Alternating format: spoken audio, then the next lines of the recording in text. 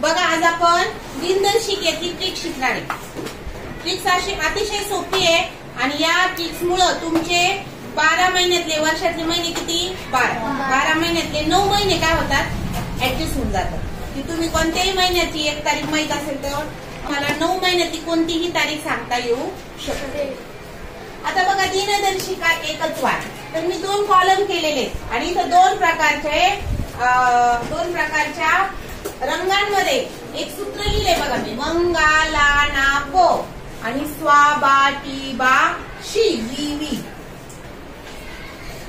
या सूत्रानुसार मंगाला ना प याचे म म्हणजे काय, महाराष्ट्र दिन. तो कधी असतो, गा म्हणजे काय, गांधी जयंती 2 ऑक्टोबर, लाल बहादूर शास्त्री यांची देखील जयंती 2 ऑक्टोबर.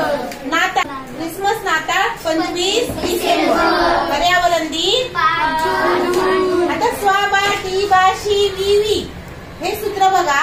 तर स्वा म्हणजे स्वातंत्र्य दिन, तो कधी असतो, 15 ऑगस्ट. बालिका दिन, बालिका दिन कोणाच्या स्मरणार्थ साजरा केला जातो, बालिका दिन म्हणजे सावित्रीबाई फुले यांची जयंती.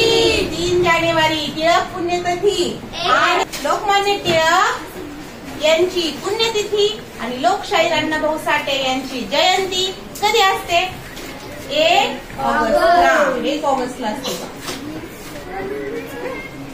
नंतर बालदिन, बालदिन कधी असतो, 14 नोव्हेंबर. बालदिन कोणाच्या स्मरणार्थ साजरा केला जातो, बालदिन कोणाच्या स्मरणार्थ साजरा केला जातो, पंडित नेहरूंचा वाढदिवस असतो त्या दिवशी 14 नोव्हेंबर. आणि त्यांना मुलं खूप आवडायची.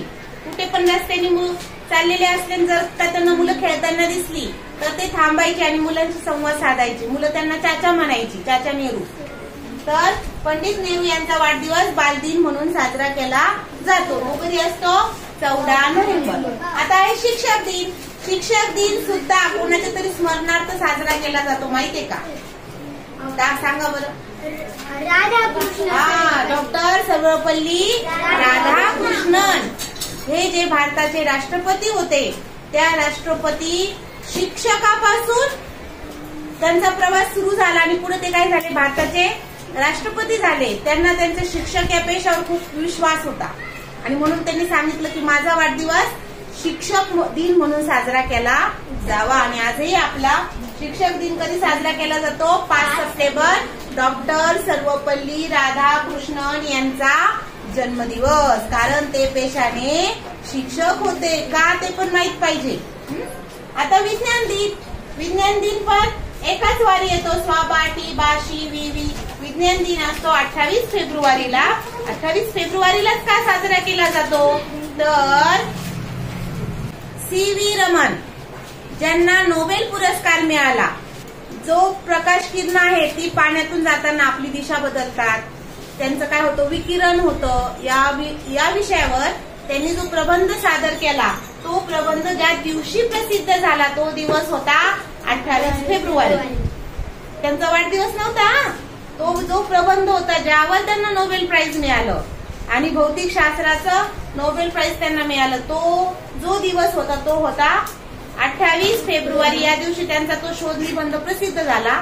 म्हणून 28 फेब्रुवारी हा सी.व्ही. रमन यांच्या रमन इफेक्ट या शोधाबद्दल. नंतर विद्यार्थी दिन. वी 2 वी इथं. पहिला वी आहे विज्ञान दिन, दुसरा वी आहे विद्यार्थी दिन. आता विद्यार्थी दिन साजरा केला जातो 7 नोव्हेंबरला. का साजरा केला जातो, तर त्या दिवशी कोण शाळेत गेलं होतं पहिल्यांदा, डॉक्टर बाबासाहेब आंबेडकर हे पहिल्यांदा शाळेत गेले होते. जसे तुम्ही पहिले शाळेत आल्यावर दाखल्यावर तुमची शेवटपर्यंत तारीख एकच असती, दाखल तारीख. शाळेत कधी दाखल झाले पहिलीला, तर ते पहिलीला दाखल झाले होते 7 नोव्हेंबर या दिवशी.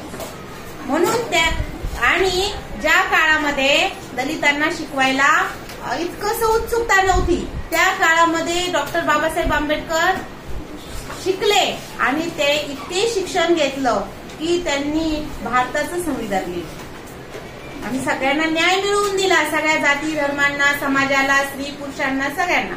म्हणून असा विद्यार्थी प्रत्येक शाळेत गेल्यावर घडला पाहिजे, म्हणून विद्यार्थी दिन साजरा केला. प्रत्येक विद्यार्थी शाळेत गेल्यावर कुणासारखा घडला पाहिजे, डॉक्टर बाबासाहेब आंबेडकरांसारखा घडला पाहिजे. म्हणून ज्या दिवशी शाळेत दाखल झाले तो दिवस 7 नोव्हेंबर हा विद्यार्थी दिन म्हणून साजरा केला जातो. बघा, या प्रत्येक दिनाचं काहीतरी इतिहास आहे. बालिका दिनाचा इतिहास आहे, टिळक पुण्यतिथीचा इतिहास आहे, बालदिनाचा इतिहास आहे. आणि हे जर आपल्याला नीट माहित असेल तर त्या व्यक्तीबद्दल आपल्याला पूर्ण माहिती होते आणि आपण तो दिवस पक्का लक्षात राहतो. म्हणून लक्षात ठेवा, हे सगळे दिन पाठ करताना सूत्र लक्षात ठेवायचं. मंगलाना प एकाच वारी येतो. म्हणजे महाराष्ट्र दिन, गांधी जयंती, लाल बहादूर शास्त्री जयंती, नाताळ, पर्यावरण दिन एकाच वारी येणार. म्हणजे हे मंगळवारी तर हे सगळे मंगळवार.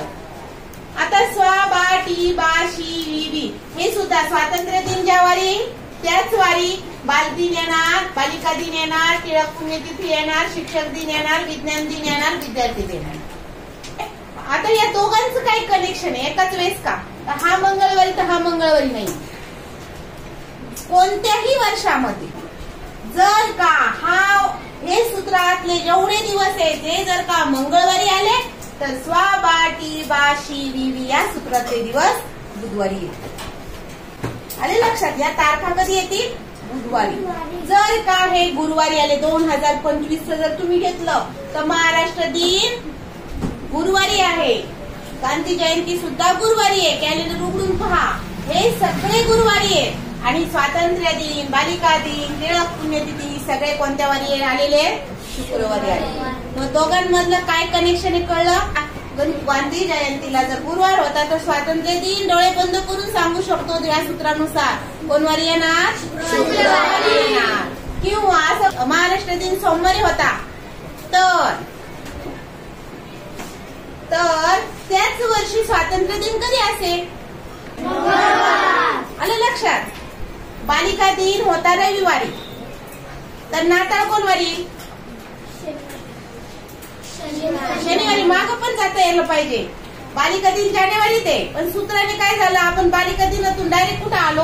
डिसेंबर महिन्यात आलो. बघा मुलांनो, आपल्याला हे सूत्र आता आपण पहिल्या पानावर पाहिलं. मंगलाना प आणि स्वाबा टिबा शी वी वी. आता यातलं कोणतंही दिलेलं असलं तर तुम्हाला पुढे जाता आलं पाहिजे आणि मागचा सुद्धा वार तारीख सांगता आली पाहिजे.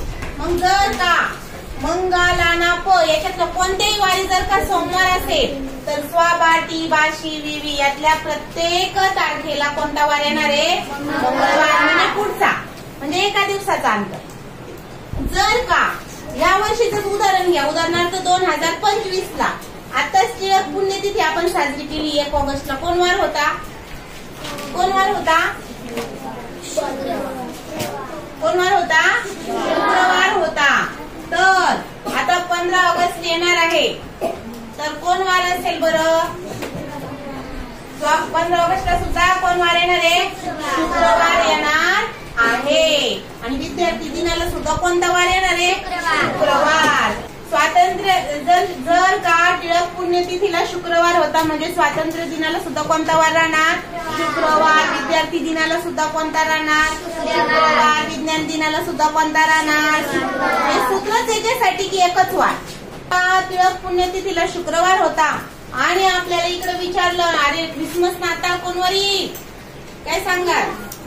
गुरुवार. म्हणजे जर यातल्या कोणत्याही तारखेला जर वार शुक्रवार असेल तर यातल्या सर्व तारखेंचा वार कोणता येणार आहे? गुरुवार. सर्व बर का? सर्व. जर स्वातंत्र्य दिन एखाद्या वर्षी रविवारी आला, जर का स्वातंत्र्य दिन रविवारी आला तर पर्यावरण दिन कधी येईल बरं? शनिवारी. तर शनिवार. सूत्र समजलं का? जर रविवार तर इकडं पाठीमागे यायचं शनिवार. जर गुरुवार तर पुढे जाताना शुक्रवार. जर सोमवार तर पुढे जाताना या सूत्रात मंगळवार. इतकं सोपं सूत्र आहे. आवडलं का सूत्र? हो.